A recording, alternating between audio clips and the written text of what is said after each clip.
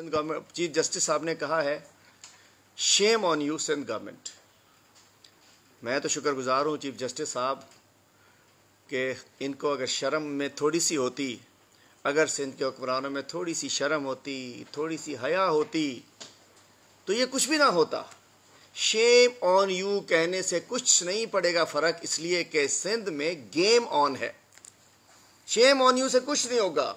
سندھ میں گیم آن ہے، سندھ میں کرپشن کی گیم آن ہے، سندھ میں ناانصافی کی گیم آن ہے، سندھ میں دادا گیری کی گیم آن ہے، سندھ میں جعلی اکاؤنٹ کی گیم آن ہے، سندھ میں ڈیسکوں کی گیم آن ہے، سندھ میں دوائیوں کی چوری کی گیم آن ہے، سندھ میں کچرا کنڈی بنانے کی گیم آن ہے، سندھ میں شہر کو گٹرستان بنانے کی گیم آن ہے، سندھ میں بھتہ خوری کی گیم آن ہے، سندھ میں ڈاکو راج کی گیم آن ہے. تو جب ان کی ساری گیم آن ہے تو پھر شیم آن یو کہنے سے ان کو فرق نہیں پڑے گا.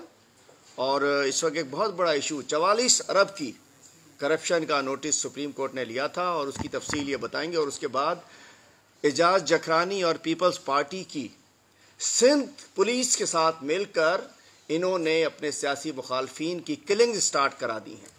انہوں نے پولیس کے ذریعے کلنگ سٹارٹ کرا دی ہے. ایک بڑی خوفناک چیز آج میں بتائی، اس لیے ہنگامی طور پہ میں نے پریس کانفرنس رکھی ہے.